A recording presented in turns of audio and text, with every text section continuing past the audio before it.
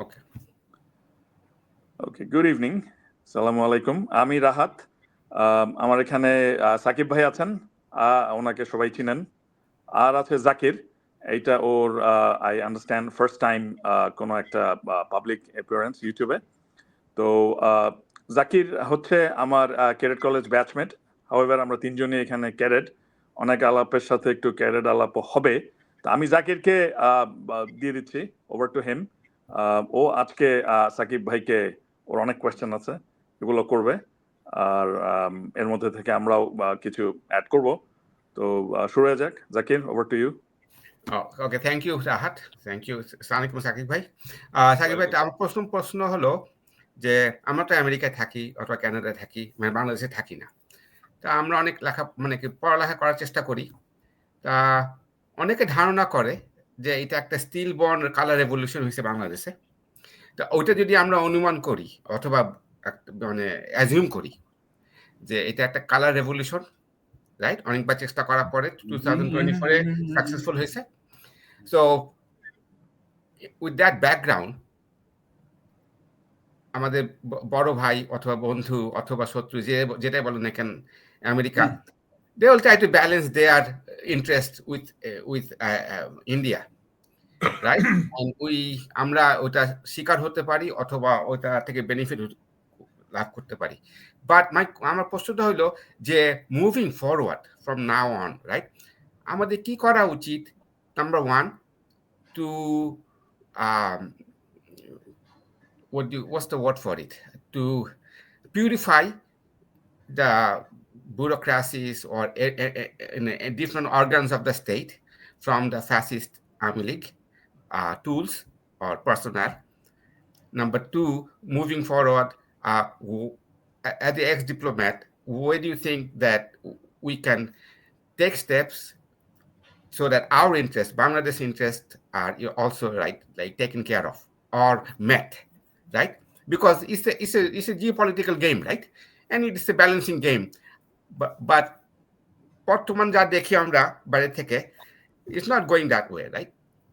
সব কিছু একটা মানে এলোমেলো, there is no direction, or maybe there is direction, maybe there is madness in chaos, right? Or but maybe আমরা দেখতে পারতেছি না অথবা আমরা বুঝতেছি না। সো আপনি তো দেশে আছেন, তো আপনার কি ধারণা, কি মতামত? জি, ধন্যবাদ জাকির, ধন্যবাদ রাহাত। আমি এটা অবশ্যই একটা কালার রেভলিউশনের মতোই ছিল, কিন্তু এখানে কিন্তু অনেক কথা বলা হয় নাই। প্রথমে এটা 9 দফা দেওয়া হয়েছিল, সেই 9 দফার পরে ওটা 1 দফায় রূপান্তরিত হয়। এই সময় যারা সমন্বয়ক ছিল তাদের উপরে ভীষণ আপনার সন্ত্রাস নিপীড়ন চলছিল, তারা ভয়ে ছিল, তারা কোনো জায়গায় একসাথে হতে পারে নাই। সুতরাং এটা যে খুব একটা আর্টিকুলেটেড সুন্দর করে কি হবে এভাবে বলা যায় নাই।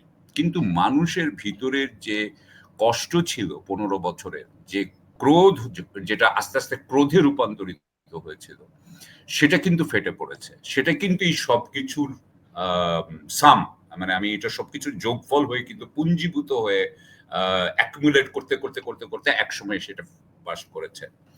এই জন্য এখন আমাদের সমন্বয়করা কিন্তু একটা নতুন বাংলাদেশ তৈরির কথা বলেন, কিন্তু যেহেতু তাদের হয়তো আর্টিকুলেশনটা ওই সময় তো কমপ্লিট ছিল না, অথবা এর পরবর্তীতেও সুন্দর করে বলা হয় নাই, সেই জন্য কিন্তু যারা বিএনপি ঘরানার অথবা যারা অন্যান্য পলিটিক্যাল পার্টির ঘরানা, তারা বলছেন কিন্তু যে আমরা এখনই চলে যাই গণতন্ত্রে বা এখনই চলে যাই নির্বাচনে। আমাদের তো এখন এই একটা জিনিস নিয়ে আমরা বেশ একটা একটা একটা অবস্থায় আছি যে যেখানে দুইজন মুখামুখি, সমন্বয়করা এবং বিএনপি, এবং আমিও নিজেও মনে করি যে আমাদের এখনই তাড়াতাড়ি করে নির্বাচনে যাওয়ার কোনো মানে হয় না। আমরা জানি যে বিএনপির অনেকেই, তৃণমূলের অনেকেই এখন দখলদারিতে, চাঁদাবাজিতে যেভাবে ঢুকে গেছে, তাতে আমরা মনে করি যে বিএনপি যদি ক্ষমতায় আসে সাথে সাথে হয়তো আবার আমরা ব্যাক টু ওইরকম বা ওইরকম না হলেও কাছাকাছি ওই দিকেই আবার ফেরত যাবো। সুতরাং আমি সেটা চাই না। সো কালার রেভলিউশনের প্রবলেমটা হলো যে ওরা সমন্বয়কদের যেটা সমস্যা হয়েছে, এবং সেটা খুবই স্বাভাবিক, সমন্বয়করা যাদেরকে সরকারে এনেছেন তারা আসলে বিপ্লবী মনোভাবাপন্ন নন, তারা কখনোই বিপ্লবী মনোভাবাপন্ন ছিল না, এবং মানুষ আসলে বিপ্লবী অথবা বিপ্লবী মনোভাবাপন্ন হয় তাদের অভিজ্ঞতার আলোকে। এই অভিজ্ঞতা যদি তার না থাকে, আসলে তার ব্রেইনও কিন্তু ওইভাবে বিপ্লবীর মতো কাজ করবে না। সুতরাং তারা যখন ক্ষমতায় এসেছেন, তারা কিন্তু এটাকে অনেকটা টেকনিক্যাল হিসাবে দেখেছেন, অনেকটা গত বাধা ট্রেডিশনাল গভর্নেন্স মেথডে দেখেছেন। সেই কারণে কিন্তু একটা বিরাট গ্যাপ হয়ে গেছে। অর্থাৎ সমন্বয়করা যারা সরকার বসিয়েছে তারা বিপ্লবী, কিন্তু সরকারের মধ্যে যারা আছে তারা বিপ্লবী না। আবার সমন্বয়করা বলছেন যে আমরা এদেরকে দিয়েই বিপ্লব ঘটাবো, অর্থাৎ নতুন বাংলাদেশ তৈরি করব। আমরা বলছি যে তোমরা কিভাবে এদেরকে দিয়ে করবে সেটা বোঝাও, যেটা ওরা আমাদেরকে বোঝাতে পারছে না। সো ফাইনালি আমরা কিন্তু একটা স্টেলমেট বা আমরা একটা মুখোমুখি অবস্থায় এসেছি, যেভাবেই বলি। এখন এখানে যেমন পিউরিফিকেশনটা হলো না, এখানে আমলারা যারা এত 15 বছর ধরে শেখ হাসিনার জন্য বেশরম ভাবে অপপ্রয়োগ করে, ক্ষমতার অপপ্রয়োগ করে যারা শেখ হাসিনাকে সাপোর্ট করেছে, তাদের অনেকেই এখনো এই সরকারের ভিতরে আছে। এই ব্যাপারে কিন্তু সরকার কিন্তু সেরকম ডিসাইসিভ হতে পারে নাই। এখন এখানে আমি একটা কথা বলতে চাই, সেটা হচ্ছে যে এই ব্যাপারে ওইভাবে কথা বলা হয় নাই যেহেতু, সেই জন্য আমি কথাটা বলছি। তো সাপোজ আমরা যদি ধরি যে আমরা একটা মিনিস্ট্রিতে ঢুকলাম, এই মিনিস্ট্রিতে 300 জন অফিসার আছে। এখন এই 300 জন অফিসার বা 100 জন অফিসার, জাস্ট টু সিম্পলিফাই, 100 জন অফিসার আছে। 100 জনের মধ্যে আমি ধরে নিলাম যে 90 জনই আওয়ামী লীগের ব্যাপারে কোনো না কোনো ভাবে ইমপ্লিকেটেড। তাদের হয় দুর্নীতির ব্যাপার আছে, না হলে দলবাজির ব্যাপার আছে, না হলে অপপ্রয়োগের ব্যাপার আছে, ক্ষমতার ব্যবহারের ব্যাপার আছে, সবকিছু মিলে। এখন আমি কি 90 জনকে বের করে দিব প্রথম দিন? না, আমি প্রথম দিন 90 জনকে বের করে দিব না। আমি প্রথমে কি করব হচ্ছে ওইখানকার ফ্যাকশন লিডার গুলোকে বের করে দিব। সো ধরেন 5 জন, let us say 5. Then I will ask the 5 persons who go out যে তোমরা এখন ওএসডি হলো অথবা তোমাদেরকে করা হলো, তোমরা কিন্তু আমাদেরকে জানাও যে কিভাবে তোমরা ওদের কাজ করেছো। আমেরিকাতে যেহেতু you are both in America, you know what plea bargaining means, you know what, এগুলো কিন্তু আমাদের করা উচিত। আমাদের কিন্তু আসলে কাউকে জেলে ঢুকানোটা আমাদের মেইন উদ্দেশ্য নয়। আমাদের উদ্দেশ্য হচ্ছে আর যাতে কোনোদিনই আমলাতন্ত্রকে ফ্যাসিবাদ ব্যবহার করতে না পারে। সেই জন্য আমলাদের থেকে কিন্তু আমাদের একটা সেলফ ক্রিটিক্যাল, গতকালকেই তো বোধহয়, গতকালকে আইজি যে রাজসাক্ষী হয়েছে, আগের আইজি মামুন সাহেব, হ্যাঁ, সো এই ধরনের জিনিস আমাদের করা দরকার ছিল। আমরা এই জায়গায় যদি করতাম, আমার কথা হচ্ছে যে হ্যাঁ, অনেকে আছে যে যারা হয়তো অনেক খারাপ খারাপ কাজ করেছে সরকারের জন্য, মানে গত সরকারের জন্য, আমি তাদেরকে হয়তো একটা প্রতীকী জেল তাদের হইতেই পারতো, কারণ ভিকটিমদের প্রতিও একটা ইয়ে আছে, কিন্তু তাদের মেইন কথা আমার যেটা জানা দরকার সেটা হচ্ছে ইটস লাইক দিস। আমি এটার সবচেয়ে ভালো প্যারালাল ইয়ে হচ্ছে এটা, মাফিয়াকে যখন ডিসম্যান্টেল করে 70s এ, আর্লি 70s এ যখন নিউ ইয়র্কে যেভাবে করে 70s and 80s এ, ঠিক সেরকম ভাবে এই জিনিসটা করতে হবে। It is a mafia organization, কিন্তু এই মাফিয়াকে ডিসম্যান্টেল করতে হবে ঠিক ওইভাবে যেভাবে আমেরিকানরা Rico and all that act দিয়ে যেগুলো করেছে, ঠিক সেরকম ভাবে আমাদেরকে এখানে করতে হবে। এটা হচ্ছে পিউরিফিকেশন ব্যাপার। নেক্সট কোয়েশ্চেন কি ছিল আমার মনে নাই। এনিওয়ে, ওয়েল কামিং ব্যাক, তাহলে আপনি বলতেছেন যে South African model, truth and reconciliation মডেলে যাওয়া উচিত। ইয়েস, বাট এখানে একটা তফাৎ আছে, ট্রুথ, আমি এটা যেটা বুঝছি, আমি দু একজনের সাথে অলরেডি কথা বলেছি, ট্রুথ এন্ড রিকনসিলিয়েশন। সাউথ আফ্রিকাতে এই সমস্যাটা হয়েছিল, সেই জন্য আমার যতটুকু হালকা মনে আছে, সেটা হচ্ছে উনারা ট্রুথ কম দেয় আর রিকনসিলিয়েশন বেশি চায়। কম, তাই না? তারা নিজেদের কথাগুলো, অপরাধগুলো স্বীকার করতে চায় না, রিকনসিলিয়েশন খুব তাড়াতাড়ি চায়। সো ব্যাপারটা হচ্ছে যে এইখানে ট্রুথটা কিন্তু খুব ইম্পর্টেন্ট, কোরাবোরেটিং এভিডেন্স থাকতে হবে, ওই যে plea bargaining, you know all that, যে ওইটা কোরাবোরেটিং এভিডেন্স থাকতে হবে, এবং আপনার সাক্ষ্যের কারণে আপনার যিনি বস বা আপনার থেকে ঊর্ধ্বতন কারো জেল হইতে হবে বা অভিযোগ প্রমাণিত হইতে হবে আপনার কারণে, তাহলে আমি আপনাকে ছেড়ে দিব, আপনাকে আমি খুবই লিনিয়েন্ট দিয়ে দিব, আমি আপনাকে সামহাও আপনি যাতে বাকি জীবনটা কাটাতে পারেন আপনার নাতি নাতনির সাথে, ছেলে মেয়ের সাথে, এগুলো আমরা দেখবো। So that's what where I am going at. আমার কাছে মনে হয় না যে সবাইকে জেলে ঢুকানোটা আমাদের উদ্দেশ্য। না, দ্যাটস রাইট, ফিজিবল। আপনার পয়েন্টটা কি এইটা? ইন্টারাপ্ট করলাম, সরি। আপনার পয়েন্টটা কি এরকম যে ধরেন একটা অফিসে 10 জন চুরি করছে, তো এখন দেখা গেল যে যারা কম চুরি করেছে তাদের একজনের সাক্ষ্যে যারা বড় বড় চুরি করেছে ওই অফিসে, অর্থাৎ তার বসেরা বা সিনিয়র কর্মকর্তারা, তাদের শাস্তি হলো। তো কিন্তু আপনি কি এটা বলতে চাচ্ছেন যে যে রাজসাক্ষী হলো তাকে রাজসাক্ষী হয়ে অ্যাকনলেজ করতে হবে, হ্যাঁ আমিও চুরি করেছি, তারপরে রিকনসিলিয়েশন ব্যাপারটা আসবে? অ্যাবসলিউটলি ইউ ক্যান ট্রুথের ব্যাপারে, সত্যের ব্যাপারে কিন্তু কোনো কম্প্রোমাইজ করা যাবে না, পুরো সত্যটা বলতে হবে। বলে না যে কি বলে, দ্য হোল ট্রুথ, কি বলে, the whole truth and nothing but the truth, তাই না? So help me God, it has to be full truth, it can't be partial truth, right? মানে ফিউচার কোন ফ্যাসিস্ট অথবা অটোক্রেটিক গভর্নমেন্ট যেন না আসতে পারে, you have to expose the truth, expose the crimes, right? আমি একটা কথা বলবো, হ্যাঁ সরি জাকির, না প্লিজ। আমি যেটা বলতে চাই কি ভাই, সেটা হচ্ছে কি যে দেখো, আমরা একটা কনটেক্সটে এগুলা করি। আমাদের বিসিএস অফিসার যে অ্যাসিস্ট্যান্ট সেক্রেটারি ছিল 2009-এ, সে কিরকম ঝামেলায় পড়ছে, কিরকম চাপে পড়ছে, সে কিভাবে বড় হয়েছে, এগুলো চিন্তা করি তো বুঝতে হবে যে তার দুর্নীতি করার প্রবণতা কতটুকু। এখন দুর্নীতি করার প্রবণতা জাপানে যেরকম হবে আর হেইটিতে তো অন্যরকম। এটা তো কারণ হচ্ছে সমাজের ভিন্নতা। তাহলে আমরা কি মনে করব যে ওকে, আমার এখন আমরা 2009 থেকে 2024 পর্যন্ত সবাইকে একেবারে সুইসদের মতো অথবা সুইজারল্যান্ডের সুইডিশদের মতো একদম অনেস্ট হইতে হবে? না, আমাদেরকে একটা কনটেক্সট বিচার করতে হবে, that's all I am saying. Right. And the second question, আপনার যেটা বললাম যে within assumption that is a color revolution, যে মুভিং ফরওয়ার্ড, রাইট, সামনে আগানোর জন্য যে ইউএস তারা চেষ্টা করবে যে ইন্ডিয়ার সাথে তাদের একটা ইন্টারেস্ট ব্যালেন্স একটা আছে, রাইট? এর মধ্যে তারা চাবে, তারা কালার রেভলিউশন করছে বাংলাদেশে with the assumption, it's not proven, যে একটা অবজেক্টিভ নিয়ে, right?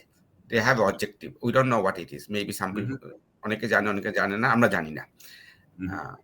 So, but navigating that scenario, how do you, as a diplomat or as a government, navigate that, and what are the steps that you can take যেটা আপনি আপনার দেশের স্বার্থ রক্ষা করতে পারবেন? At least your interests are met, right? Right. You don't give away the shop. No. এখানে আমি মনে করি দুটো জিনিস আছে। একটা হচ্ছে যে সরকার তার জনগণের কতটুকু সমর্থন পুষ্ট, এটা কিন্তু খুব ইম্পর্টেন্ট ব্যাপার। যদি মনে করা হয় যে এই সরকার অর্ধেকের বেশি জনগণের সাপোর্ট পায় নাই বা নাই, তখন একরকম ভাবে হবে। আর যখন থাকবে যে তার ফুল সাপোর্ট আছে, তখন কিন্তু সে অন্যভাবে কথা বলবে এবং তার কথাটাকেও অন্যরা অন্যভাবে দেখবে, মানে দাম দিবে। আমি মনে করি যে বাংলাদেশের সরকারকে এখন যদি খুব শক্তিশালী ভূমিকা রাখতে হয় আন্তর্জাতিকেও, তাহলেও তার কিছু অভ্যন্তরীণ কাজ দরকার আছে। আমি তো অনেক সময় অনেক কথা বলি, একটু পপুলিস্ট কথা বলি, হ্যাঁ, কিন্তু এই কথাগুলো খুব ইম্পর্টেন্ট বলে আমি মনে করি। যেমন আমার কাছে মনে হয়েছে দুটো ইস্যু, আমি এখন একটু ছোট্ট করে বলি, এটা হলো আমার পেট ইস্যু। একটা হচ্ছে, আমি মনে করি যে আমাদের যে 20,000 বা 22,000 যে কয়জন আহত হয়েছেন, যারা পঙ্গু হয়ে আছেন, যারা নিহত হয়েছেন, তাদের প্রতি আমাদের বিশাল দায়িত্ব আছে এবং এই দায়িত্ব পালনের জন্য আমি মনে করি যে এটা আমাদের সবচেয়ে বড় অগ্রাধিকার। এর জন্য আমি প্রথমে প্রপোজ করেছিলাম যে 1,000 কোটি টাকার একটা বাজেট দেওয়া হোক প্রাথমিকভাবে। আমাদের সেই টাকা আছে, আমরা 5 লাখ কোটি টাকার বাজেট করি, সেখানে 1,000 কোটি টাকা দেওয়া কিন্তু এমন কিছু নয়, কিন্তু এখন পর্যন্ত এই সরকার এটা দেয় নাই। কিন্তু আমি মনে করি যে যেটা হয় যে বাজেট দিলে সরকারি কর্মকর্তারা অনেক এনকারেজড হন এবং তারা জানেন কিভাবে কাজ করতে হবে। 1,000 কোটি টাকা দিলে এখানে একটা বিরাট গতির সঞ্চার হতো, এখানে অনেক হসপিটাল ঠিক হয়ে যেত, এখানে অনেক অফিস ঠিক হয়ে যেত। হয়তো কিছু টাকা ওয়েস্ট হইতো, আমি কিন্তু এটাকে অস্বীকার করবো না, কিছু টাকা ওয়েস্ট হয় গভর্নমেন্টের, এটা চায়নাতেও হয়েছে, এটা আমেরিকা, সব জায়গায় হয়, এটা হতো। কিন্তু একটা বিরাট, কিন্তু আমাদের এখানে একটা, হয়তো আমি যেটাকে বলি যজ্ঞ, হ্যাঁ, মানে বাংলায় বলি যজ্ঞ, একটা বড় কাজ হতো, একটা বড় একটা গার্গান্থন একটা প্রজেক্ট আমরা করতে পারতাম। আমি কিন্তু স্বাস্থ্য উপদেষ্টার সাথে একবার মিট করেছিলাম, আমি ওনাকে বলেছিলাম যে আমরা কেন ট্রমাটাইজড মানুষের জন্য, যারা ট্রমাটাইজ তাদের জন্য টপ 10 একটা হসপিটাল বাংলাদেশে বানাতে পারবো না।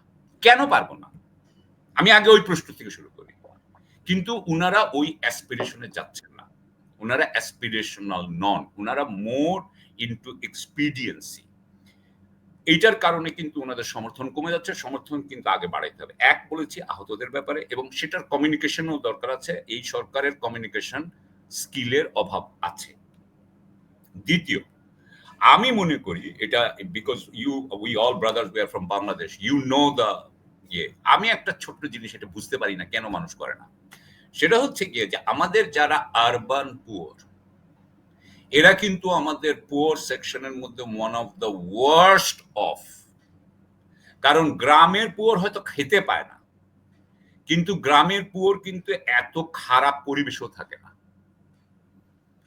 এরা থাকে সবচেয়ে খারাপ পরিবেশে এবং এদেরকে সবচেয়ে বেশি কষ্ট করতে হয়। আমি বলেছিলাম যে এই আরবান পুয়ার যেই জমিতে থাকে সেই জমি সাধারণত সবই সরকারের ওন, সবই সরকারের কোনো সংস্থার ওন। তাহলে আমি এই প্রতিটা বস্তিকে কি করব? আমি এক একটা বস্তিকে আমি এক একটা এনজিওর হাতে দিয়ে দিব। আমি বলবো যে এখান থেকে তো আমরা একটা টাকাও পাই না, সরকার একটা টাকাও এখান থেকে পায় না, এবং সরকার এই টাকা চায়ও না। তাহলে এই মানুষগুলার আমরা কেন বাড়ি ভাড়া হাফ করে দিতে পারি না? আমাকে এটা বুঝান, আমরা পারি না কেন? What's the problem? যেখানে সে 4,000 টাকা ভাড়া দিত, আমি তাকে বলবো 2,000 টাকা ভাড়া দাও, ওই 2,000 টাকা আমি খরচ করবো তোমার এখানে পয় নিষ্কাশন, এখানকার পানির জন্য। আমি জানি যে এটা একটা অস্থায়ী হাউজিং সিচুয়েশন, এটা স্থায়ী হবে না। এখানে আমরা চাই না কেউই স্থায়ী হোক, কিন্তু এই একটা জায়গা যেখানে মানুষরা থাকে সেখানে আমি অনেক সার্ভিস ডেলিভারি দিতে পারতাম। সেটা মেডিসিন হইতে পারে, সেটা শিক্ষা হইতে পারে, সেটা নানান ধরনের জিনিস হতে পারে। আমি এই জিনিসটাকে, এই বস্তিগুলোকে কোথায় hub of urban poor emancipation না করে আমি এটাকে এভাবেই ফেলে রেখে দিয়েছি, কারণ আমার কল্পনা শক্তি নাই বা খুবই কম। এখানে একটু ইন্টারাপ্ট করছি, আমি অন্যদিকে চলে গেছি, বাট না অন্যদিকে না, ঠিক আছে, আমি একটু অন্যভাবে অন্য অ্যাঙ্গেলে বা ডাইমেনশনে দেখি। তা এই যে ধরেন আপনি যেই প্রথমে যে কথাটা বললেন যে আমাদের মানুষেরা এটা করে না কেন, এইটা ধরেন আরো অনেক জায়গা তো অ্যাপ্লিকেবল। আমার কথা হচ্ছে আমরা মানে আমাদের মানুষেরা আমরা কি আসলে আমাদের নিজেদের অধিকার সম্পর্কে সচেতন না, নাকি কি আমরা সচেতন সেটাকে আমরা ভয়েস করতে পারি না, নাকি আমরা আশা করি যে উপর থেকে সবকিছু আসবে, বা ব্যাপারটা যে আসলে নিচ থেকে প্রেসার তৈরি করে ক্রিয়েট করাটা উত্তম, উপর থেকে আকাশ থেকে হবে, মানে এটা কোন বাস্তবতা? এটা মানে আমি নিজে মাঝে মধ্যে একটু কনফিউজ হই। আমার আরেকটা প্রশ্ন আছে সাকিব ভাই, কি বলে রাহাতের সাথে যোগ করতে চাই, যে আমরা খালি বিপ্লবী জানি, কিন্তু কিভাবে অ্যাডমিনিস্ট্রেশন এটা করতে পারতেছি না। যেমন আপনি যেটা বললেন একটু আগে, এগুলো তো problem of administration, problem of implementation. বিপ্লব আমরা সহজে করতে পারি, ভাঙচুর করতে পারি, রাইট? বাট আপনি যেটা বললেন যে এই যে ফান্ড করা, যারা আহত হয়েছে, যারা শহীদ হয়েছে, তাদের পরিবারের জন্য, এটা তো একটা কমন সেন্স। এটা তো প্রথম দিনের প্রথম কাজ, এটা যে কোনো বিপ্লবের প্রথম দিনের প্রথম কাজ, এটা একটা মিনিমাম কমন সেন্স। অথবা সেকেন্ড ডেট তো অবশ্যই করতে হবে, যে সবকিছু থামাও, আমরা যারা আত্মত্যাগ করছে, যারা ত্যাগ স্বীকার করছে, তাদেরকে সম্মান জানাও, তাদের ব্যবস্থা করো আগে। এটা হলো ন্যূনতম একটা কমন সেন্স, রাইট? এইটা কমন সেন্সটা, এবং এইটা তো এই কমন সেন্সটা তো আমরা এখনো দেখাতে পারি না, আগেও দেখাইনি। কিন্তু এখানে একটু সরি জাকির, ইন্টারাপ্ট করি। স্বাস্থ্য উপদেষ্টার সাথে বসলাম, জি, আমি উনার সাথে প্রায় 1.5 ঘন্টা কথা বলছি। জি, আমি উনার সাথে যেটা বুঝেছি সেটা হচ্ছে যে একটু আগে বললে না যে কমন সেন্স। এখন আমরা যারা সরকারের থেকে ভিতরে অভিজ্ঞতা থেকে কমন সেন্স এক জিনিস, সেখানে আমি বলবো 1,000 কোটি টাকা দেওয়া। উনি আসছেন হচ্ছে মাইক্রো ক্রেডিট ব্যাকগ্রাউন্ড থেকে, উনার কাছে 5,000 টাকার বেশি দিতেই উনার আত্মা কেঁপে যায়। Do you understand what I'm saying? ওকে, আপনি বলতেছেন টাকার ব্যাপারটা, ওকে, সেট অ্যাসাইড টাকার ব্যাপার, যে পরিমাণ, বাট সেট অ্যাসাইড 1 টাকা হোক, আপনি তো বলবেন যে যে ওকে আমরা ফান্ড তৈরি করব, কত টাকা বাজেট হবে পরে, কিন্তু ফান্ড হবে এই লিস্ট। আমি জানি না, আমি হয়তো বা জানি না, বাট এরকম লিস্ট হয়েছে নাকি এখন পর্যন্ত? এখনো হয়নি। এখান থেকে তো আপনি লক্ষণ বুঝছেন যে ভবিষ্যতে কি অন্ধকার। আমি এখানে আরো একটু খারাপ কথা বলবো, যেটা আমি কারোর থেকে মুখে শুনি নাই, কিন্তু আমার এটা ফিলিং, এটা আমার ফিলিং। রাইট। সেটা হচ্ছে যে এখানে যারা যারা উচ্চ মধ্যবিত্ত বা মধ্যবিত্ত ঘরের বাচ্চারা মারা গেছে বা আহত হয়েছে, তাদেরকে এক ধরনের ট্রিটমেন্ট দেওয়া হচ্ছে, আর যারা গরিব তাদেরকে আরেক ধরনের করা হচ্ছে। আমরা কিন্তু ভীষণ এলিটিস্ট হয়ে গেছি। এটা এবং ভাই আমরা আমাদের সরি, এটা তো আমাদের ক্লাস সিস্টেম, সেই ব্রিটিশ আমলের শিক্ষা ক্লাস সিস্টেমের একটা রেজাল্ট। আপনি যেটা আমি এটা বলতেছেন, আমি মানতে পারি রাহাতের না। সাথে আলাপ করছি, এটা আমি এখন বলবো না, ভিডিও হচ্ছে, but it is the true fact. আপনি যেটা বলছেন অ্যাবসলিউটলি ট্রু, অ্যাবসলিউটলি ট্রু। এটা আমার কাছে মনে হয়েছে যে অনেক সময় এক ধরনের চিন্তা হয়েছে যে হয়ে গেছে তো চিকিৎসা, থাকবে পঙ্গু হয়ে সারা জীবন, কি হয়েছে, এরকম থাকে। এই ধরনের একটা, এটা বলবে না মুখে, কিন্তু এই ধরনের একটা টেন্ডেন্সি আছে। সেই জন্য এখানে এদের জন্য একটা কথা কি, ওই যে লুলা আছে না, ব্রাজিলের যে এখন প্রেসিডেন্ট, লুলা প্রেসিডেন্ট, এখন প্রেসিডেন্ট। তো ও যখন জেলে ছিল না মাঝখানে, ওই যে যখন একবার ইয়ে হওয়ার পরে ও জেলে ছিল না, তো জেলে ওই গ্লেন গ্রিনওয়াল্ড বোধহয় তার একটা সাক্ষাৎকার নিয়েছিল। হ্যাঁ, ইফ ইউ রিমেম্বার। তো ওখানে ওর একটা কথা আছে, ও বলেছিল, ওকে জিজ্ঞেস করেছিল যে তুমি কেন পাওয়ার হারাইলা, লুলাকে বলছে। তখন সে বলছে কি যে দেখো, আমার সময় 500 মিলিয়ন ব্রাজিলিয়ান প্রথমবার প্লেনে উঠছে, এটা কিন্তু ব্রাজিলের মধ্যবিত্ত পছন্দ করে নাই, এটা কিন্তু ব্রাজিলের মধ্যবিত্ত পছন্দ করেনি। আমরা মুখে মুখে অনেক কথা বলি, কিন্তু আমাদের ওই গ্রামের ওই যে গরিব ভাইটা যখন আমাদের পাশে এসে বসে, আমরা কিন্তু তখন এই যে কলোনিয়াল বলো, যেটাই বলো, whatever is the class system and all that, এগুলোরও একটা কাজ আমি মনে করি। হ্যাঁ, এটার ইফেক্ট আমি দেখতে পাই, আমি একদম স্ট্রেট দেখতে পাই। কারণ আমাদের উপদেষ্টারা সবাই খুবই সাধারণ মানুষ, এবং তারা ক্লাস কনসাস দ্বারা ক্লাস কনসাস দ্বারা আবদ্ধ, উনারা এটার বাইরে যেতে পারছেন না। ওয়েল, আমি সাধারণ বলবো না, they are product of the class. Typical product. আমি ওই সাধারণ বলতে বুঝাচ্ছি টিপিক্যাল। আচ্ছা, আমি এখন একটু ইয়েতে আসি, যে বাংলাদেশ যেটা জাকিরের ইয়ে ছিল, সেটা হচ্ছে যে এখন ডোনাল্ড ট্রাম্প হয়েছে, আমাদের ইন্ডিয়ার সাথে আমাদের কি ডিপ্লোমেসি নেওয়া উচিত এবং আমাদের কি করা। আমি দুটো বলেছি, আমাদের ভিতরে অভ্যন্তরীণ শক্তি যদি আমরা নিতে পারি, নেক্সট আমরা এবার আসছি। আমি মনে করি ইন্ডিয়ার ব্যাপারে আমাদের পলিসি খুব ক্লিয়ার, আমার পলিসি খুব ক্লিয়ার আর কি। আমি Indian culture, Indian civilization, Indian certain thoughts, বিশেষ করে আমি বলতেই পারি বেদান্তা আমার একটা প্রিয় বই, প্রিয় থটস। আমি বই তো অবশ্যই, কিন্তু আমি বই যে পুরো পড়ছি তা বলবো না, কিন্তু থটস আমি মনে করি ইসলামের সাথে ওইটার অনেক মিল আছে। কিন্তু আমার সমস্যা হচ্ছে দিল্লির সরকারের গত 60 বছরের কার্যকলাপ নিয়ে। আমি কিন্তু বাংলাদেশ হওয়ার আগে চলে যাব, কারণ নদী, তারা যখন নদীতে বাঁধ দেওয়া শুরু করে, ফারাক্কা বলি, সেখান থেকে শুরু এটা। সো আমাদের নদীর ব্যাপারে যে লং রানিং যা করেছে তারা, আমাদের সীমান্তের ব্যাপারে করেছে যারা, আমাদের বাণিজ্যের ব্যাপারে যা করেছে, আমাদের এবং শেষমেশ, এবং আমি বলবো আমাদের সামরিক বাহিনী, সেনাবাহিনীকে নিয়ে তারা যেটা করেছে, বিডিআর হত্যাকাণ্ড তার একটা প্রতীক। এবং তারপরে হচ্ছে গিয়ে তারা শেখ হাসিনার সাথে যা করেছে, এবং বাংলাদেশের ভিতরের আওয়ামী লীগকে বসানোর জন্য, এবং আওয়ামী লীগকে বসালে আমাদের কি হয় সেটা তো আমরা, আমাদের লম্বা প্রায় 25 বছরের ইতিহাস। আমি এই জিনিসগুলা কিন্তু বাংলাদেশের এই পলিটিশিয়ানরা বা বাংলাদেশের নেতারা কিন্তু ভারতীয় লোকদেরকে সাথে এটা কনফ্রন্ট করে না। আমার কনফ্রন্টেশন তো তোমার সাথে না, আমার কনফ্রন্টেশন তোমার কাজের সাথে। এবং তুমি আমাকে বুঝাও যে তুমি কিভাবে আমাকে অপ্রেস করো। তুমি তো নাম্বার 1 অপ্রেসার ইন দিস ল্যান্ড। এবং তুমি যদি ভালো হইতা, তাহলে এই পুরো সাউথ এশিয়া ভালো হইতো। সাউথ এশিয়া মানে হোল ওয়ার্ল্ডের largest number of poor people live in India. এখন তোমরা নিজেদের, তোমাদের সমস্যা হচ্ছে তোমরা নিজেদের মানে পিঠে নিজেরা চাপড়ে খুব ভালোবাসো। এটা একটা লো লেভেল ক্যারেক্টারিস্টিক। এটা হচ্ছে একটা লো, এটা সেলফ ক্রিটিক্যাল না হওয়াটা খুব বাজে জিনিস, এবং এটা ইন্ডিয়ার সেলফ ক্রিটিসিজমের খুব অভাব। তারা এখন বলতেছে কি যে তারা সব সময় শান্তিপূর্ণভাবে পাওয়ার ট্রান্সফার করছে, সেই জন্য তারা গ্রেট পাওয়ার। নো নো, শান্তিপূর্ণভাবে পাওয়ার ট্রান্সফার চায়নাতে হয় নাই in a way, say Rahat knows it very well. So that doesn't, it is a good thing. I'm not denying that it is a good thing, but it is not the panacea. এটা দিয়েই সবকিছু হয়ে যায় না।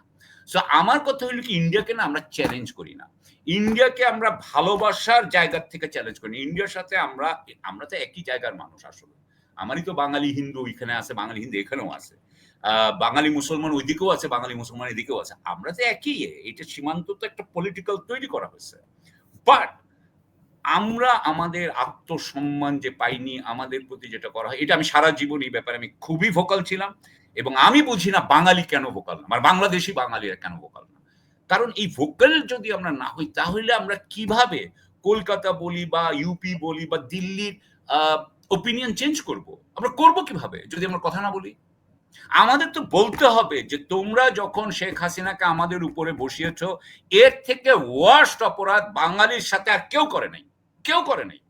আমি যদি এভাবে বলি, সে আমি একটু হয়তো কি বলে এটাকে, আমি একটু র্যান্টি করলাম, হ্যাঁ, আমি হয়তো একটু এমবেলিশমেন্টই করলাম, আমি হয়তো একটু হাইপার বলি বললাম, বাট আমার কথাটা হচ্ছে আমি বুঝাইতে চাইতেছি আমাদের ইমোশনটা কোথায়। আমরা কিন্তু ইমোশনালি না, অ্যাবসলিউটলি রাইট ভাই, অ্যাবসলিউটলি রাইট।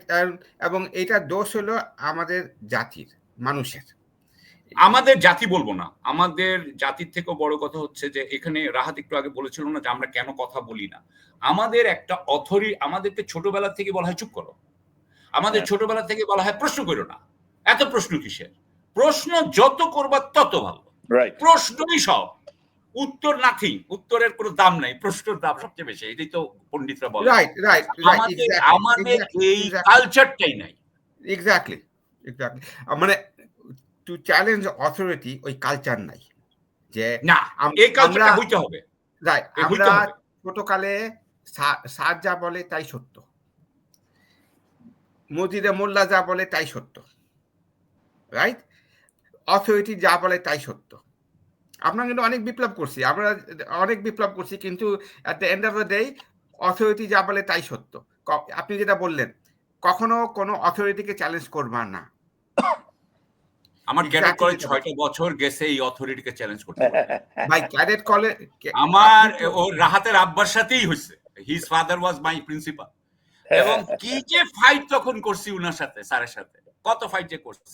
আমার নামই ছিল, আমি রেবেল ছিলাম, এবং আমার মনে হয় ক্যাডেট কলেজের যারা রেবেল ছিল, আমার এখন একটা বুদ্ধি আসলো মাথায়, এই রেবেলদেরকে দিয়ে কিছু একটা হবে। কিন্তু ক্যাডেট কলেজে রেবেল থাকতে হবে কিন্তু 6 বছর। যারা যারা রেবেল ছিল তাদের একটা লিস্ট করো তো, রাহাত পারলে, মানে ভাই মাইক্রোস্কোপ দিয়ে খুঁজতে হবে।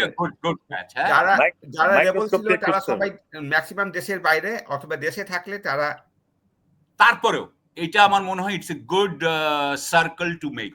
মাইক্রোস্কোপ দিয়ে খুঁজতে হবে। হ্যাঁ, খুঁজো। মানে আমি আইডিয়া বললাম। আমরা এমন কেন বলেন তো, আমরা এমন কেন? মানে আপনি একটা আমাকে বেশ গত বছর ওই ব্রিটিশ পাবলিক স্কুলের উপরে একটা স্টাডি শেয়ার করেছিলেন।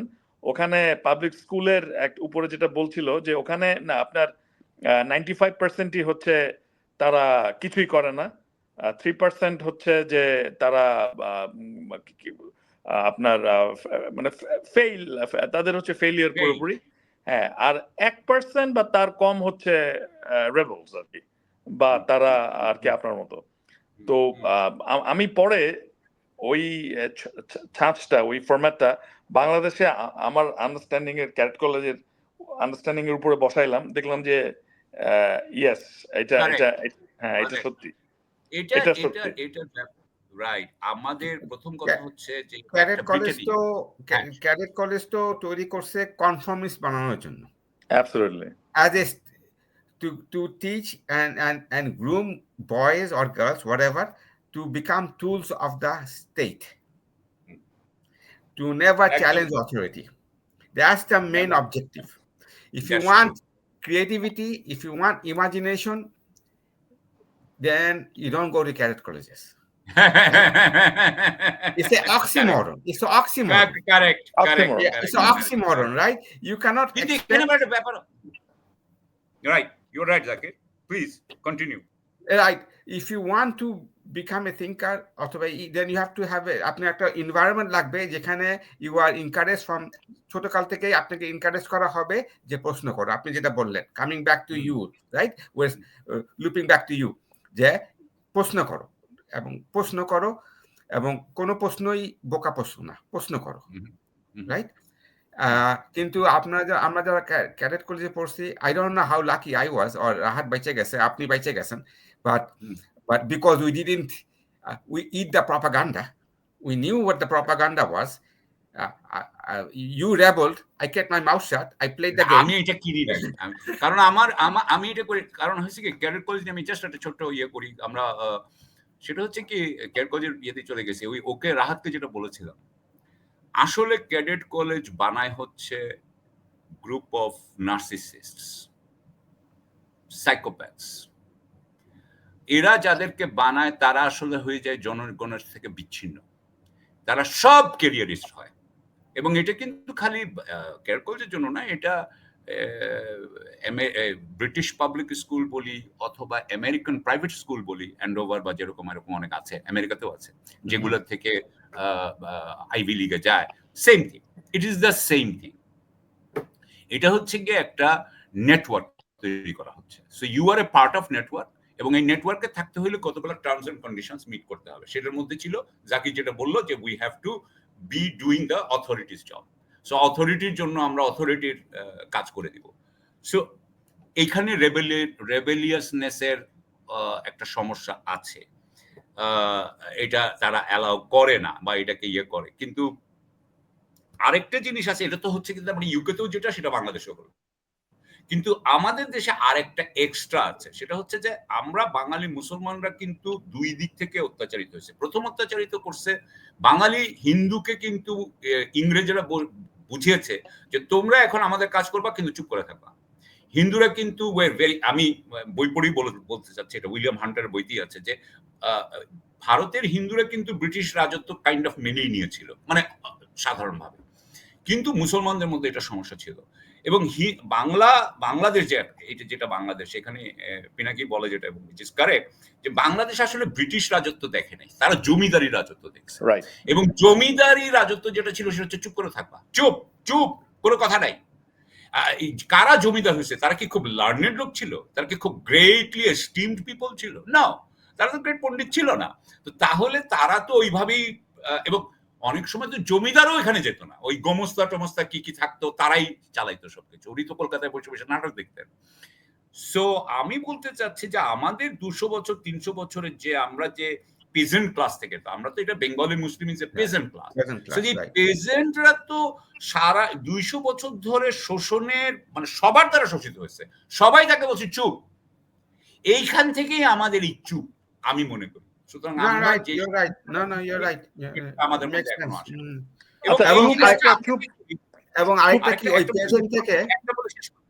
একটা বলে শেষ করতে চাই, সেটা হচ্ছে যে আমরাই আবার ওইটাকে আত্মস্থ করে আমরাই এখন আমার যে আহতগুলো বাচ্চাগুলো গ্রামে, তাদেরকে কিন্তু আমি তাদের প্রতি একটা ধরনের বৈষম্য করছি, কারণ এটা আমার ব্রিটিশ থেকে পাওয়া শিক্ষা।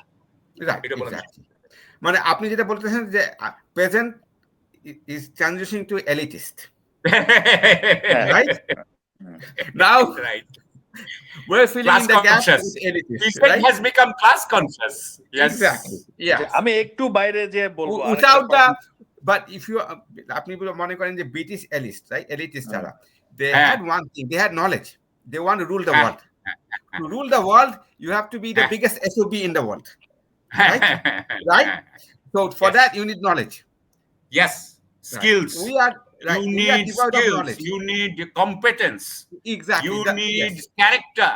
Yeah. এগুলো কিন্তু আমাদের অভাব। Right. So we want to become an empty vessel elitist. না, আপনারা দুজনেই রাইট। আমি ছোট্ট একটা এক্সাম্পল দেব। খুব রিসেন্টলি আমার ব্রিটিশ মিউজিয়ামে যাওয়া হয়েছিল, তো ওইখানে ইন্ডিয়ার যে সেকশনটা, ওইখানে ধরেন টিপু সুলতান খুব ভীষণ ভাবে তাকে মানে বড় দেখানো হচ্ছে। এক ভদ্র মহিলা ছিলেন curator, just long story short, তো আমি তাকে একটু মানে সার্কাস্টিক্যালি একটু খোঁচা মেরা বললাম যে টিপু সুলতান তো ব্রিটিশদের এগেইনস্টে যুদ্ধ করছে, তো এখন সে তোমাদের হাতে এত মানে ব্রিটিশ মিউজিয়ামে এখন তাকে তুমি এত বড় করে দেখাচ্ছ। হ্যাঁ, আমি একদিক দিয়ে খুব ভালো ফিল করতেছি, কিন্তু আরেক দিক দিয়ে মনে হচ্ছে এটা কি শুধু কমার্শিয়াল কারণে যে এখানে ধরো অনেক মানুষ আসবে, ইন্ডিয়ানরা আসবে। তো ভদ্রমহিলা আমাকে বলতেছে মানে কোট আন কোট যে টিপু সুলতান ব্রিটিশদের বিরুদ্ধে কিছু করেনি, ব্রিটিশ কলোনিয়াল অথরিটির বিরুদ্ধে করেছে। নাও উই আর, আমি বললাম যে ব্রিটিশ কলোনিয়াল অথরিটি আর তুমি ব্রিটিশ কি এখন আলাদা? বলে অফকোর্স উই আর, মানে আমাকে বলতেছে perhaps we are more civilised than them, মানে আমরা অনেক বেশি, হ্যাঁ উই আর সিভিলাইজড।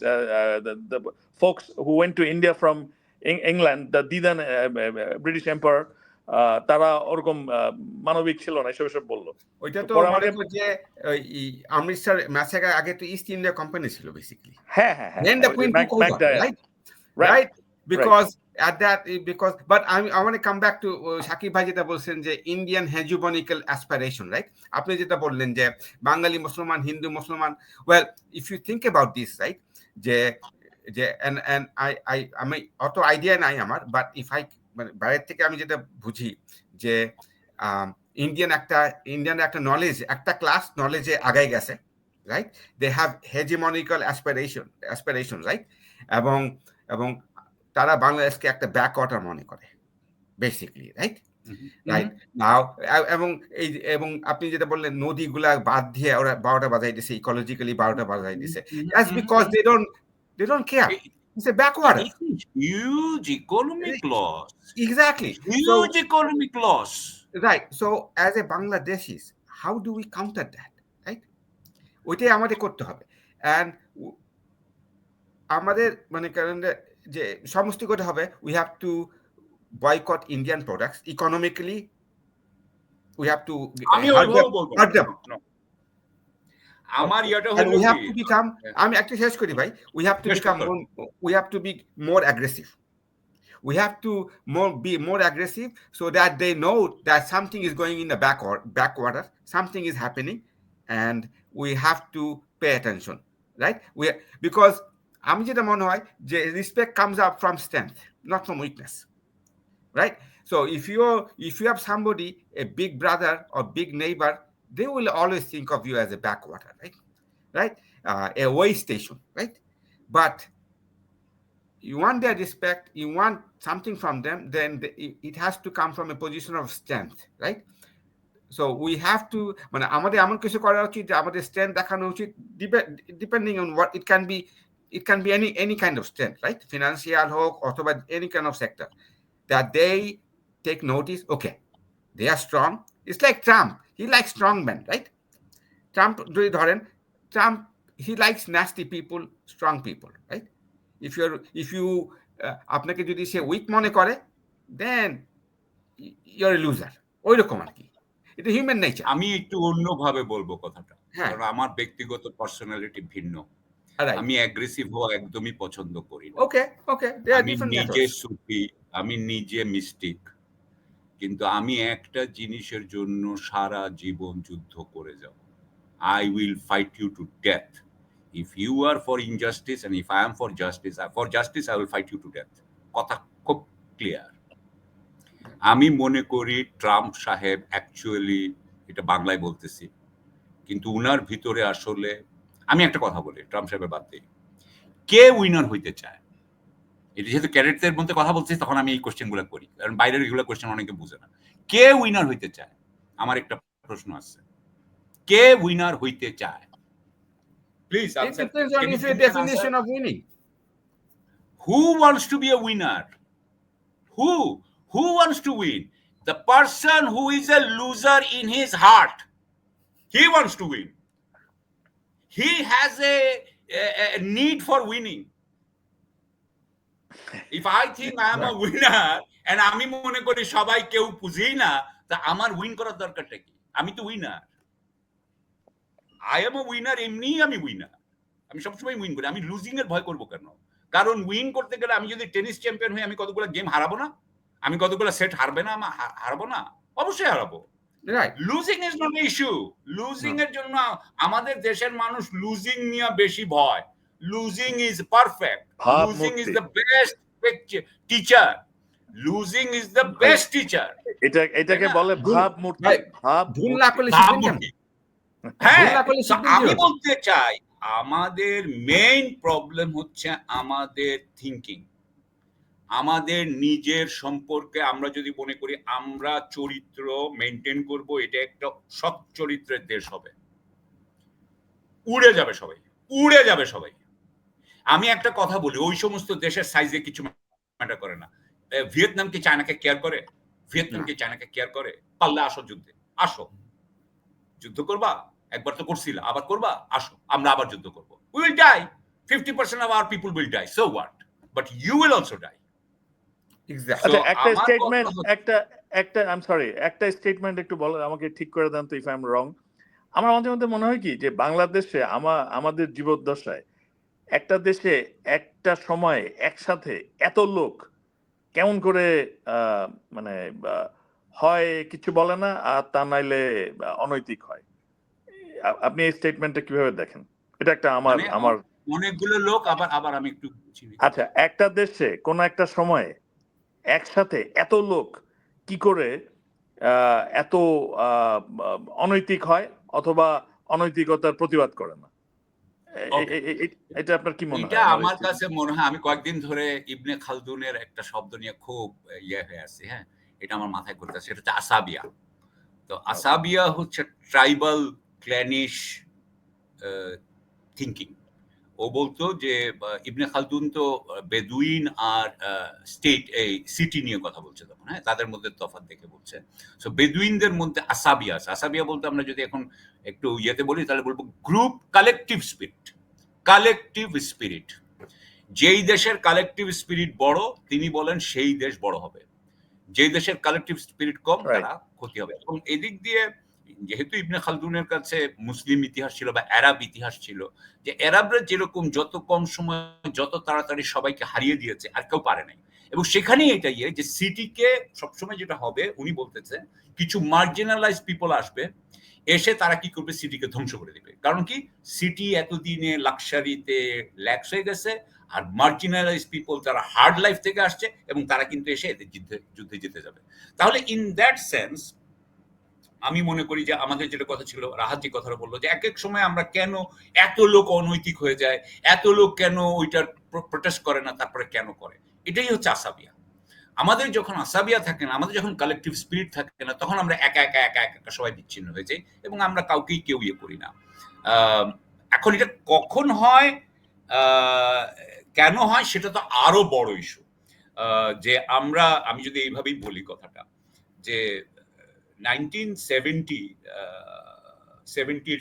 থেকে আসলে আমি মনে করি যে, বা 68 থেকে আমেরিকান বিজনেস ক্লাস তাদের ট্যাক্স কমানোর জন্য যে কনজারভেটিভ ইকোসিস্টেম তৈরি করে, মানে হেরিটেজ ফাউন্ডেশন এন্ড এভরিথিং, এটাই কিন্তু পৃথিবীকে 70 থেকে টাকা পয়সা বানানোর একটা কালচারে নিয়ে যাবে। You know what I am talking about. এই যে আমরা যে তারপরে 80-র দশক 90-র দশক আমরা যে টাকার পিছনে ছুটলাম, যখন আমরা নিজেরা কোন গাড়ি চালাবো, নিজেরা কোথায় থাকবো, কি বিয়ে হবে কি হবে না, এগুলোর মধ্যে থাকলাম, এইটাই সবাইকে দেখাতে চাইলো যে becoming rich is glorious. At that time তো কেউ ক্যারেক্টারের কথা বলে নাই, কেউ তো আসাবিয়ার কথা বলে নাই, কেউ তো ফেলো ফিলিং এর কথা বলে নাই। আমরা ওইটা করে আমাদের জাতিসত্তাগুলোকে ধ্বংস করে দিয়েছি। সেটা আমেরিকারও এটার প্রাইস পে করছে, ইন্ডিয়াও এটা প্রাইস পে করছে, আমরাও এটা প্রাইস পে করছি। আমি মনে করি এটা রাইট যে you want, if you move from a kishok or agrarian society to a mercantile society, right? You have to আপনার ওই agrarian society mentality discard করতে হবে, then you can be a mercantile society. But আমার যেটা মনে হয় যে আপনি বলতেছেন যে we're transitioning from a agrarian society to a mercantile society without discarding the agrarian mentality. যে ওই যে প্রেজেন্ট যে মেন্টালিটি আছে, ওইটা দিয়ে আমরা একটা মার্চেন্টাইল সোসাইটিতে যাচ্ছি, রাইট? অথবা কনজিউমার বেসড সোসাইটিতে যাচ্ছি, but without changing our attitudes. এবং এই জন্য ওই রাহাত যেটা বললো যে আমরা এত চুপ থাকি কেন, because we are peasants and we still have that mindset. We still have that mindset. We have an iPhone in our hand. আমি এখন তাহলে এইভাবে কথা বলি, let's put it this way. তার মানে কি যে যদিও 50-এর দশকে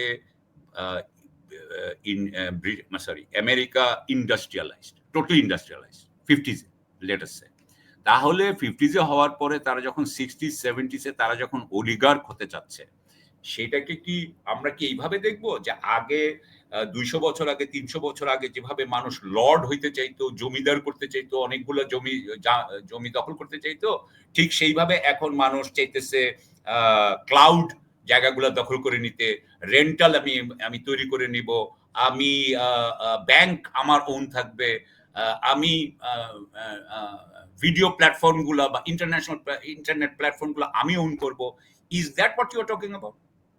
যে আসলে কিন্তু একই mentality, rent seeking mentality of the rich, which was happening 500 years ago and which is happening now. Same, yeah, exactly. Same. Different format. This is a different format. It's a technology change. You had the robber barons. You had the robber barons. You have the techno barons now, right? Okay. It's the same barons. Okay. You had the Vanderbilts. Now you have the Bezos. Right. You have Gates. Right? Because right now, what's the commodity? Back then it was rubber, oil, right? Right now is data. Personal data. Data. Right? But the barons are new barons, right? Different barons. Mentality science. But the concept of human evolution, the human mind never changes, right? It's just different tools that you use to suppress other people. আমি বলবো না যে একেবারেই change হয় না, আমার কাছে মনে হয় এটা এরকম হয়। হ্যাঁ, এটা এরকম হয়ে আবার এরকম হয়, এরকম হয়ে মানে একটু একটু করে আমরা আগাই আর কি। হ্যাঁ, মানে আলটিমেটলি এর মাঝখানে আরো পিছাই। I digress. সাকিব ভাই, ফ্রেঞ্চ রেভলিউশনে কি হয়েছে? আমরা ফ্রেঞ্চ রেভলিউশনের কথা বলি। Look at France now. Is disgusting. Right. যারা ফ্রেঞ্চ রেভলিউশন করছিল তারা যদি আজকে ফ্রান্স দেখে, they will be disgusted. হ্যাঁ, মূর্ছা যাবে।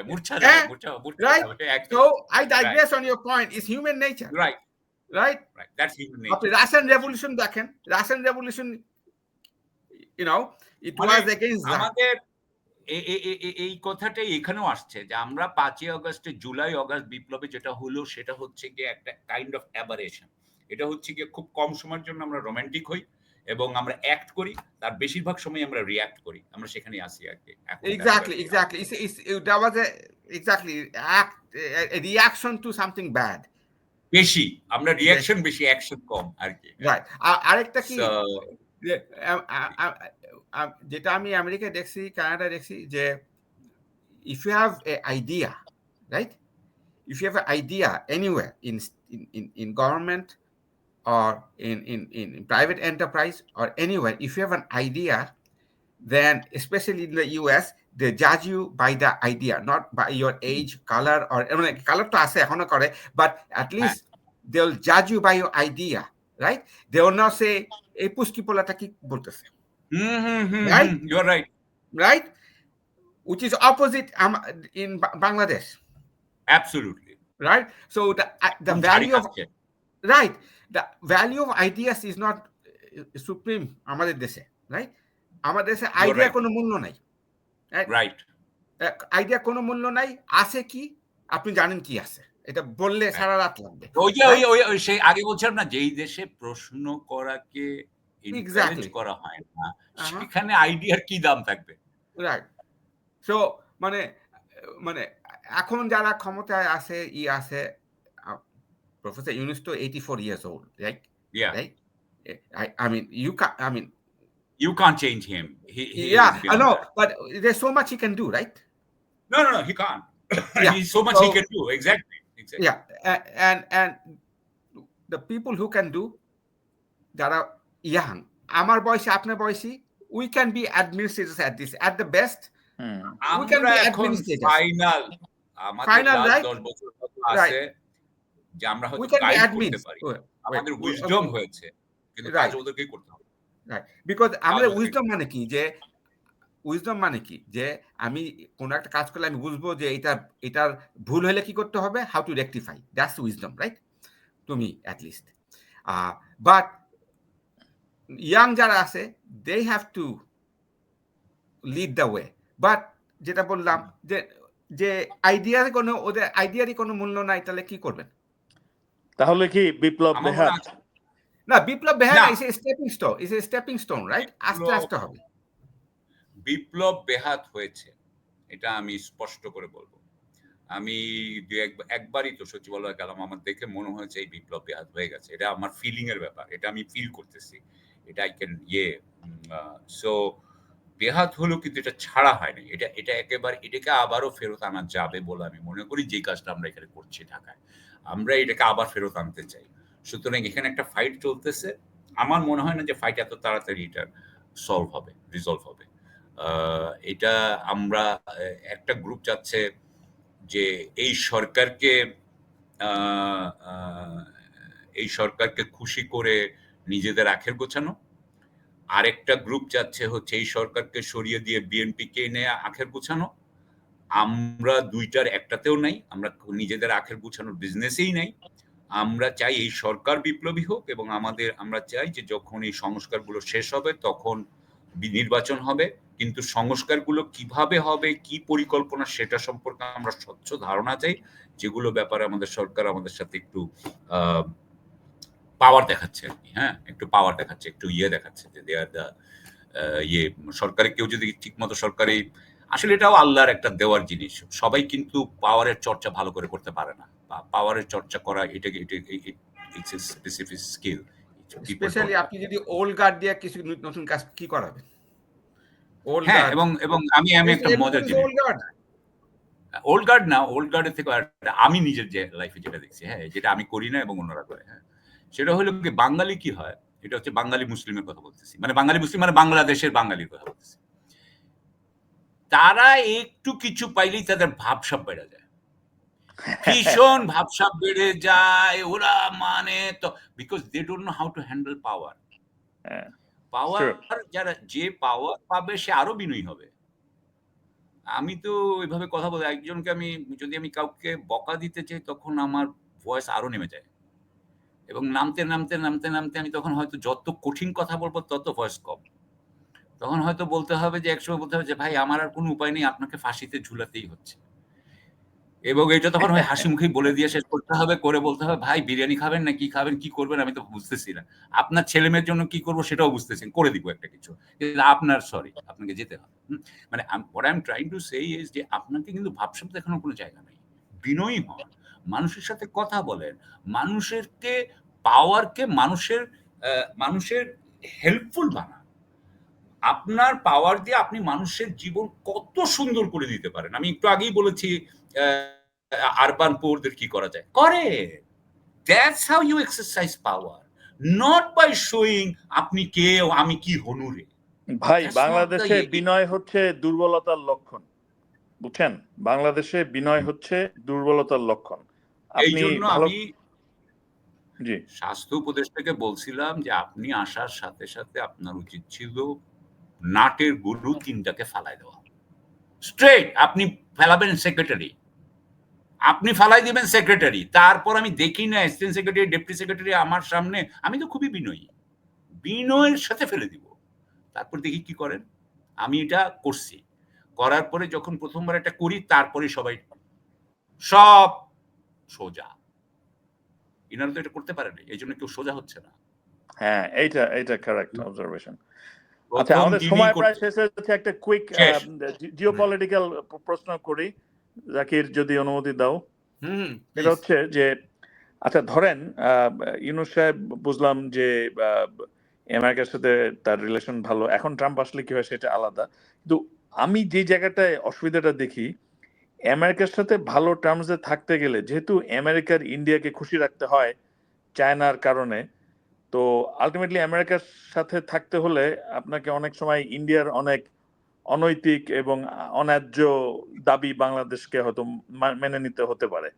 এখন কি কোনো চান্স আছে যে এর জন্য আমাদের, মানে আমি একটা আইডিয়াল পরিস্থিতি চিন্তা করছি, আমরা চায়নার দিকে বেশি চলে যাব বা চলে যেতে পারি, বা এটা এটা আমাদের কিছু করার নাই। চায়নার সাথে আমাদের রিলেশনশিপ ইররেসপেক্টিভ অফ ইউএস, আচ্ছা চায়নার সাথে বাংলাদেশের ক্লোজ রিলেশনশিপ আজকেও আছে, থাকবে এবং আগামী 400 বছর পরেও থাকবে, 500 বছর পরেও থাকবে। এটা হচ্ছে জিও পলিটিক্যাল রিয়ালিটি। আমরা যেখানে জিওগ্রাফিক্যালি আছে, আমাদের এখানে ইয়ে হবেই, আমরা চীনের সাথে আমাদের ক্লোজ রিলেশন রাখতেই হবে। দ্বিতীয় কথা হচ্ছে যে চীন একটা বিশাল সিভিলাইজেশন এবং চীনের যে পাওয়ার, চীনের যে ইকোনমিক ইয়ে, চীনের সাথে আমি এখন মনে করছি, এবং রাহাত আরো ভালো বলতে পারবে, চীনের সাথে ইন এ ওয়ে অর্থনৈতিক মিত্রতা বা আরেকটু ক্লোজ করতে চাই, জোটবদ্ধতা ইন এ ওয়ে ছাড়া আমি মনে করি না আমরা শিল্পোন্নত দেশ হতে পারবো। আমি মনে করি যে তাইওয়ান, ভিয়েতনাম, যেভাবে সেদিন আমি একটা জায়গায় দেখছিলাম যে বলতেছে যে ইন্ডিয়া ইন্ডাস্ট্রিয়ালাইজেশনে, মানে সিস্টেমিক ইন্ডাস্ট্রিয়ালাইজেশনে তারা ভিয়েতনামের পিছনে। তাইওয়ান তো দূরের কথা, আর তাইওয়ান আর ভিয়েতনামকে চায়না মনে করে অনেক নিচে, অনেক পিছনে। তো ওদের কথা, আমার কথা হচ্ছে যে আমি ওইটা আমার লেগেছে, আমার কথা হচ্ছে we have to have great relation, মানে ট্রেড রিলেশনশিপ। আমি ওই পাকিস্তানের মতো আমার কাছে টাকা দিবে আমি টাকা খাবো, no, I am not talking about that, I am talking about industrial machine, মানে ইন্ডাস্ট্রিয়াল সিস্টেম বানানো।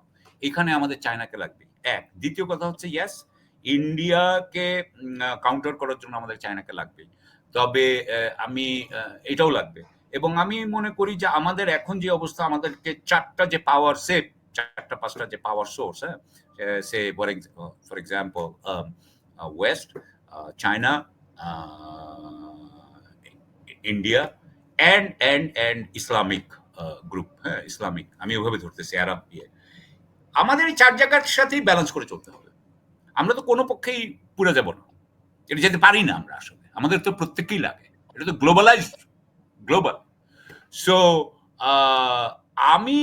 আমি তো ভারতের সাথে আমার একটা ইয়ে আছে, এটা I don't know whether you understood this or not. আমি ভারতকে একটা মনোলিথিক এন্টিটি হিসেবে দেখি না। আমি মনে করি যে ভারতের সাথে আমাদের সম্পৃক্ততার দরকার আছে, সেই জন্য আমাদের এনগেজমেন্টের দরকার আছে। আমি সবসময় বলতাম আমরা হাসিনার সময় খালি এনগেজমেন্ট করতে, হাসিনার নরেন্দ্র মোদী নো, আমরা চাই প্রতিটা লেভেলে আমাদের এনগেজমেন্ট হবে। আমরা চাই থিঙ্ক ট্যাঙ্ক লেভেলে হবে, পেশাদার প্রফেশনাল লেভেলে হবে, গানে হোক, কালচারে হোক, পলিটিক্সে হোক, সব জায়গায় হোক। আর গভর্নমেন্টের একেবারে লোয়ার লেভেল থেকে, সে সিনিয়র অ্যাসিস্ট্যান্ট সেক্রেটারি লেভেল থেকে একদম উপর লেভেল পর্যন্ত, একজন সিনিয়র অ্যাসিস্ট্যান্ট সেক্রেটারি বাংলাদেশে, তার কিন্তু ইন্ডিয়ার সিনিয়র অ্যাসিস্ট্যান্ট সেক্রেটারি কি বলছে তার সাথে তার কথাবার্তা হওয়া উচিত। তার মানে সে 30 বছর ধরে, 40 বছর ধরে একজন আরেকজনকে কিন্তু বুঝে যাবে। আমি মনে করি এই জিনিসগুলো দরকার আছে। তার মানে কি এই যে আমি আমার স্বার্থ ছাড়বো? না, আমার এনগেজমেন্ট বেশি থাকতে হবে, কিন্তু আমি আমার স্বার্থের ব্যাপারে কোনো কম্প্রোমাইজ করবো না। হ্যাঁ, রিজনেবল যেগুলো করতে হয় আমরা করব, অবশ্যই করব। সো আমি মনে করি না যে কোন দেশের, সেটা আমেরিকা হোক, সেটা চায়না হোক, কারোরই অনুসারী আমরা হব। আমাদের we must have our own principal, আমাদের নিজস্ব ফরেন পলিসি থাকবে, যেখানে আমরা প্রত্যেকের সাথেই সম্পর্ক রাখবো। এটার জন্য আমাদের লোকজন ভাই এখনো ইয়া না, মানে তারা কেপেবল না এই জিনিসটার জন্য। আমরা একটা অর্গানাইজেশন করেছি, সার্বভৌমত্ব আন্দোলন, এইটার জন্য সার্বভৌমত্ব আন্দোলন করেছি। বলে কেপেবল লোক থাক আছে অবশ্যই, but they don't have the mandate, right? এটা তৈরি করতে হবে। এই আমরা যে কথাগুলো বলছি এটাতেই তৈরি হবে ইনশাআল্লাহ। মানে এটা ওয়ান অফ দ্য স্টেপ। আর একটা সহজই আসিয়ান মডেল আছে। There is a lot of models in front of us. ASEAN, they balance everything, right? আমার একটা জিনিস খারাপ লাগে, জি, আমার একটা জিনিস খারাপ লাগে, এই যে ডক্টর ইউনুস কিন্তু এখন আসিয়ানে আমাদের মেম্বার হওয়ার সময় জন্য ইয়ে করছেন। হ্যাঁ, আমার না মনে হয় যে আমরা অন্যের সাথে যোগদান করে ক্ষমতাশালী হইতে চাই। আমরা নিজের শক্তির উপরে কিন্তু খুব একটা আমাদের আস্থা নাই। আমার এটা খুব কষ্ট হয়। আমার কথা হলো আসিয়ান মডেল আছে, নানান রকম মডেল আছে, আমরা আমাদের মডেল তৈরি করবো, আমরা আমাদের কথা বলি না, Exactly. Zakir. That's okay. Yeah, I mean, anyway, whatever you do, as long as it works, right? And among us, Yes, we should decide this. right. Bangladeshis should decide it. এখানে তো আমরা আমেরিকানরা কি বললো বা চাইনিজরা কি বললো সেটা আমাদের বিষয় না, আমরা তো জানি তারা কেন কি বলে, আমাদের Right, বুঝতে হবে না exactly. তাদের ক্যালকুলেশন গুলো কি কি। সবার তো ইন্টারেস্ট দিয়ে বলে, রাইট? আমাদের Of ইন্টারেস্ট যে course. আমরা, everybody talks about the on interest. তো আপনি এখন আপনার ইন্টারেস্টটা, আমাদের ইন্টারেস্টটা আমরা বজায় রাখতে হবে, রাইট? হ্যাঁ, হ্যাঁ, এক্স্যাক্টলি। রাইট। এবং সেইটা যারা যারা এতদিন ধরে ভারতের সাথে নরম নরম ছিল, ভারতের সবকিছু ইয়ে করেছে, বা আমেরিকার সাথে নরম নরম ছিল, তাদেরকে দিয়ে এটা হবে? আমি তো বলবো না। That is not the character it is going to deliver you. ইনারা ভালো, এটা হবে না। যারা যারা নরম ছিল তাদের জীবন অনেক সহজ ছিল, তারা অনেক সুন্দর খুব কমফোর্টেবল জীবন পেয়েছে, কিন্তু তার জন্য তাদেরকে একটা প্রাইস পে করতে হবে, সেটা হচ্ছে they will never have the leadership ability, they will never have it. আল্লাহ দিবেন না, হোপফুলি দিবেন না, আল্লাহ দেন না। এইটার জন্য অ্যাডভার্সিটির ভিতর থেকে আসতে হয়। এই বিপ্লব করতে হইলে, এই নেতা হইতে হইলে অ্যাডভার্সিটির মধ্যে দিয়ে আসতে হয়। ওই একজনকে ওই ওই আপনার ওই কি বলে ওটাকে, ককটেল সার্কিটে ককটেলের ইয়া দিয়ে এটা হয় না। এটা ভালো বলছেন, ককটেল সার্কিট। হ্যাঁ, সেটাই। যাক, আমাদের মনে হয় আজকে সময় লিমিটেশনটা আমাদের শেষ হয়ে গেছে প্রায় 1 ঘন্টা। তো আমি বলবো থ্যাংক ইউ ভেরি মাচ। আমি জানি আমরা অনেক স্ক্যাটারলি অনেক কিছু নিয়ে কথা বললাম, হয়তো একটু খাপ ছাড়া, but I think the idea, original idea was like this, যে আমরা অনেক কিছু নিয়ে কথা বলবো, একটার সাথে আরেকটা ওভারল্যাপিং হবে অনেক সময়, বাট কোনো একটা জায়গায় একটা কানেকশন বা যোগসূত্র আছে। যদি আমরা একটা বড় ছবি দেখি আমাদের টোটাল এই আলাপের বিষয়গুলি নিয়ে, আমি মনে করি জাকিরের প্রশ্নগুলি বেশ, আমি বলবো যে নট জাস্ট ইন্টারেস্টিং, বাট বলবো বেশ কৌতূহল উদ্দীপক ছিল ওই সেন্সে। সাকিব ভাই তার স্বভাব, তার স্টাইল যেভাবে বললেন, তো আমরা এরপরে 3 জন আবার কথা বলতে পারি কোনো একটা সময়। তো আমার মনে হয় আজকে আমরা এই পর্যন্তই রাখি। আমাদেরও রাত হয়ে গেছে, সাকিব ভাইয়েরও দিন শুরু। তো সাকিব ভাই, থ্যাংক ইউ ভেরি মাচ। আমি একটু জাকির থেকে একটু শুনতে চাই, তারপর আমি একটু কথা বলতে চাই। ঠিক আছে, হ্যাঁ, আপনি লাস্ট স্টেটমেন্ট গুলো দিতে পারেন। জি, থ্যাংক ইউ জাকির ভাই, thank you. Was stimulating conversation. ইনশাআল্লাহ এই প্রথমবার তো কি বলে, খুব ভালো লাগলো। Thank you Rahat. আমি আশা করি দ্বিতীয়বার কম ভালো লাগবে না, আশা করি এত খারাপ লাগবে তা না, আই হোপ নট। আমার মনে হয় আমরা একটা আড্ডা দিলাম, আমরা তো একটা আড্ডা দিলাম। আমি বহু বছর আগে, আজকের থেকে প্রায় কত বছর, 94 না রাহাত, 94-95 আমি রাহাতের সাথে বেজিং এই আড্ডাগুলো মারতাম, আমরা তখন আমাদের বিটুইন 94-95। আজকে আমরা 30 বছর পরে আমরা আবার ইয়েতে এখন দিচ্ছি। আপনি হংকং এ যে অনেক ইংলিশ বই কিনতেন, আর ওই বইগুলো, তোমার কাছে বইগুলো দেওয়া হইতো, তখন দেওয়া হইতো। আমি ওগুলা মানে অর্ধেক তো দূরের কথা, 1/4 তো বুঝতাম না, তারপর আপনি আবার ওগুলো আমাকে এক্সপ্লেইন করতেন। না, কিন্তু আমি যেটা বলতে চাচ্ছিলাম সেটা হচ্ছে আমরা আড্ডা মারলাম, আমার মনে হয় আমরা সবাই লাভবান হয়েছি, ইনসাইটফুল ছিল কোয়েশ্চেনস ইন থিংকিং। আমার মনে হয় এটা আমরা আবার কন্টিনিউ করলে একটার পর একটাতে আমরা দেখি না কয়দিন আমাদের ভালো লাগে। If we enjoy it, we continue. I enjoyed it. I enjoyed it too. We're looking forward to the next one. Thank you. Yeah, thank you. Okay. Thank you. Thank you. Thank you.